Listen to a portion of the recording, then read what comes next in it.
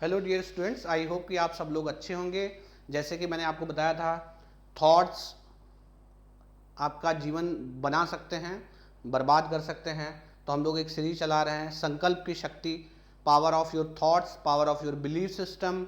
आपके अंदर जो पॉजिटिविटी है वो आपकी लाइफ को कैसे इफेक्ट करती है। इसी सीरीज में आज मैं एक दूसरा एग्जाम्पल लेके आया हूँ। ये बहुत एक बेहतरीन एग्जाम्पल है बिलीफ सिस्टम को लेके। बहुत सारे लोग जो थोड़ा लिटरेचर से जुड़े हुए नहीं हैं वो इनको नहीं जानते होंगे। देखिए, ऐसा मत समझना कि मैंने कोई वीडियो को पहले बनाया है तो वो नंबर 1 है, नंबर 2, ऐसा कुछ नहीं है। ये जस्ट इवेंट्स हैं, ठीक है। जैसे वो इवेंट्स अभी रिसेंट में हुआ है, ये इवेंट काफ़ी पुराना है, ठीक है ना। जिन लोगों को लिटरेचर से जो लोग जुड़े हुए नहीं हैं उनको इनका नाम नहीं पता होगा, बट जो अगर कोई आदमी लिटरेचर में इंटरेस्ट रखता है तो वो इनको जरूर जानता होगा। पक्की बात मैं बता रहा हूँ। इनका नाम है, ये एक सूफी संत हुए जिनका नाम था मंसूर। ये मंसूर के नाम से फेमस है। इनका नाम था अल हलाज या मंसूर हलाज, ठीक है ना। आप देख सकते हो 922 के आसपास ये हुए, काफ़ी पुराने हैं। और ये पर्शियन थे, ठीक है। इन्होंने एक कॉन्सेप्ट दिया था, बिलीव मी, अगर ये जो इन्होंने कॉन्सेप्ट दिया था, अगर ये इंडिया में होते तो इनको आज पूजा जा रहा होता। जैसे हम अपने ऋषियों मुनियों की बहुत ज़्यादा इज्जत करते हैं, उन्होंने हमें गॉड का, इवन साइंस का बहुत सारा नॉलेज दिया, ठीक है। आज ये शायद इंडिया में होते तो इनको हम लोग पूज रहे होते, लेकिन ये जैसे आप कह सकते हो गलत समय पर गलत जगह पे हुए एक बेहतरीन सूफी संत थे जिनका बहुत दर्दनाक अंत हुआ। लेकिन उस स्टोरी से मैं आपको बिलीफ सिस्टम की बातें बता रहा हूँ कि बिलीफ सिस्टम और थॉट की पावर क्या होती है। तो स्टार्ट करते हैं। ये एक सूफी संत थे। सूफी मतलब आप समझते हो, जैसे अलग अलग धर्म से हैं। जैसे कोई मूर्ति पूजा करता है, कोई जैसे सगुण की पूजा करता है, कोई निर्गुण की पूजा करता है, कोई निराकार की पूजा करता है। वैसे यूजली जो सूफी संत होते हैं ये मूर्ति पूजा वगैरह में बिलीव नहीं करते, ये एक निराकार भगवान में विश्वास करते हैं। तो आप उसको समझ सकते हो कि सूफीज़म जो हम लोग यूजली बात करते हैं, इस सूफीज़म में बहुत सारे लोग हुए हैं। जैसे गुरु नानक देव जी को भी एक सूफी संत ही बोला जाता है, ठीक है। आप उस टाइप का समझ सकते हो कि जो किसी एक पर्टिकुलर रिलीजन से ज़्यादा भगवान पे फोकस करते हैं, रिलीजन पे उतना ज़्यादा फोकस नहीं करते हैं, ठीक है ना। अब देखो, इन्होंने एक कॉन्सेप्ट दिया, यहाँ पे भी ये लिखा हुआ है, आप इसको समझना। इसका पर्शियन वर्ड, आप जैसे मैं वर्ड आपको बताऊंगा आप समझ जाओगे। ये इन्होंने वर्ड दिया अनहलक, पर्शियन वर्ड है, पर्शियन नहीं तो ये अनहलक। इनका ये जो कॉन्सेप्ट इन्होंने दिया था, मतलब आज तो ये कॉन्सेप्ट बहुत पॉपुलर है, बट उस समय पे अनहलक इसका मतलब होता है आई एम द ट्रूथ। जैसे हम बोलते हैं अहम ब्रह्मास्मि, मैं ही ब्रह्म हूं, ब्रह्म सबके अंदर है। ये कॉन्सेप्ट यहाँ पे शंकराचार्य जी ने भी काफ़ी जो है इसको स्प्रेड किया, अहम ब्रह्मास्मि, मैं ही ब्रह्म हूँ, मैं ही सच हूँ। तो अनहलक का मतलब होता है आई एम द ट्रुथ, अहम ब्रह्मास्मि। तो इन्होंने कहा मैं खुदा हूँ।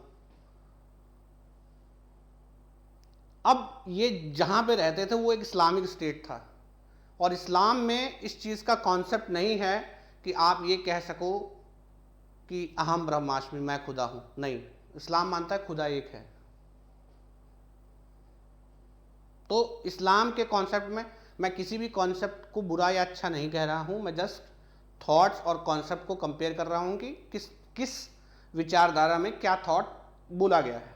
ओके, तो इन्होंने कहा कि अनहलक, मैं ही सच हूँ, मैं ही खुदा हूँ। जैसे हम लोग कहते हैं अहम ब्रह्मास्मि, मैं ब्रह्म हूँ। अब ये एक ऐसे स्टेट में थे जो इस्लामिक स्टेट था, और वहाँ ये माना जाता था खुदा एक है, आप खुदा नहीं हैं, ठीक है। तो अब वहाँ के जो पर्शियन किंग थे उनको ये चीज़ गवारा नहीं हुई।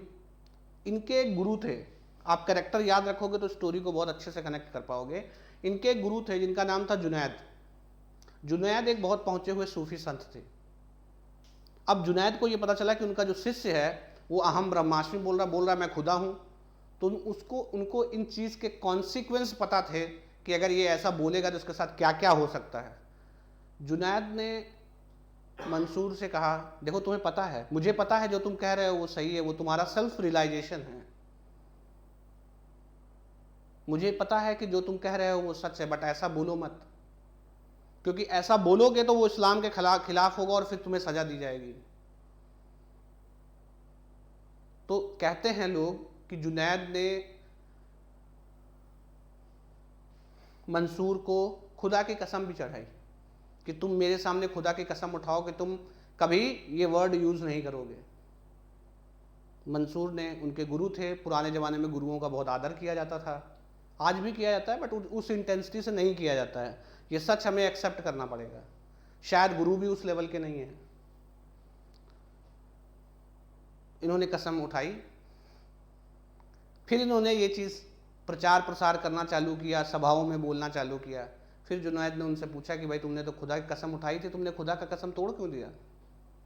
तो उन्होंने कहा मैं कौन होता हूँ खुदा का कसम तोड़ने वाला? जब मैं ही ब्रह्म हूँ तो ब्रह्म खुद बोल रहा है, खुदा खुद बोल रहा है, मैं थोड़ी ना बोल रहा हूँ। मेरी क्या हैसियत है खुदा के सामने कि मैं खुदा का कसम तोड़ दूँ?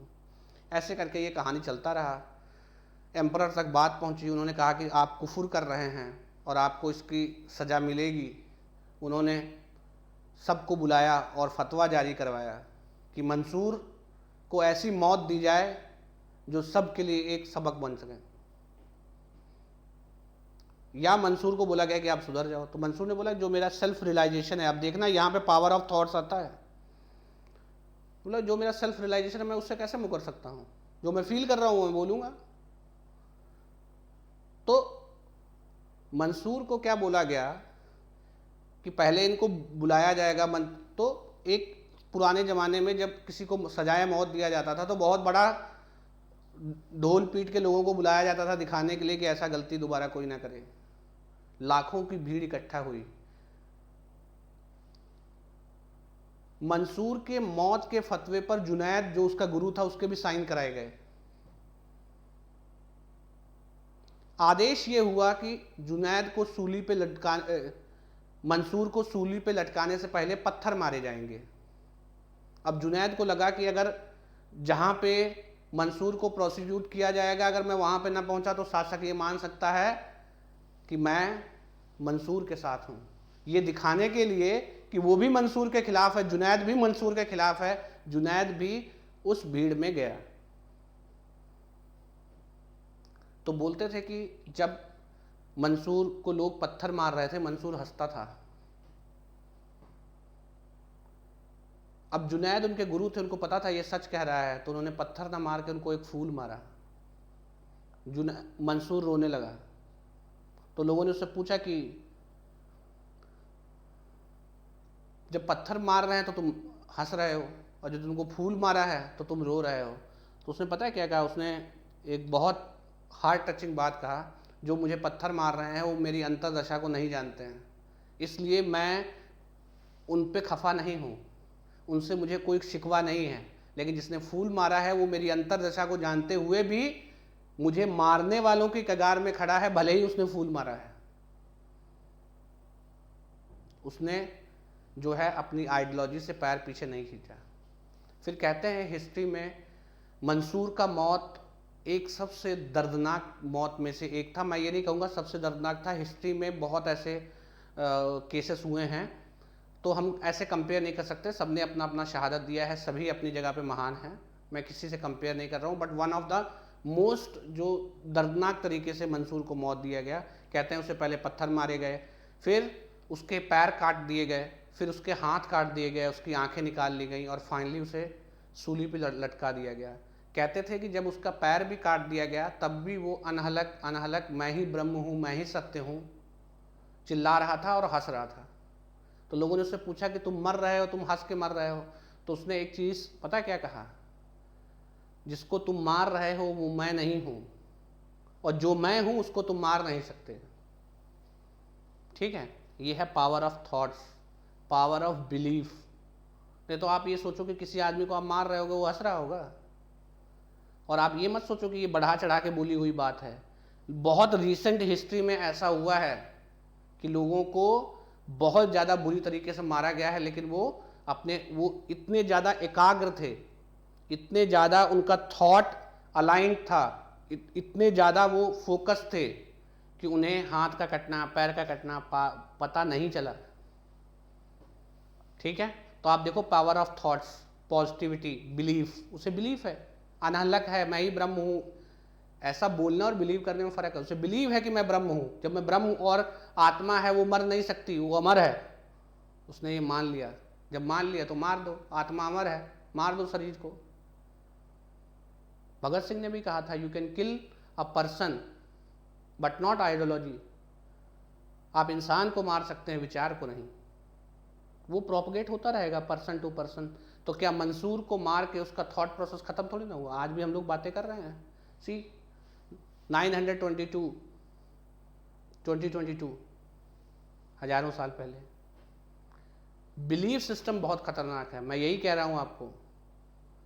Belief system, belief, positive belief, संकल्प करो कि जो मुझे करना है ये मैं करूंगा, और भरोसा रखो कि वो रियलाइज होगा, 100% होगा।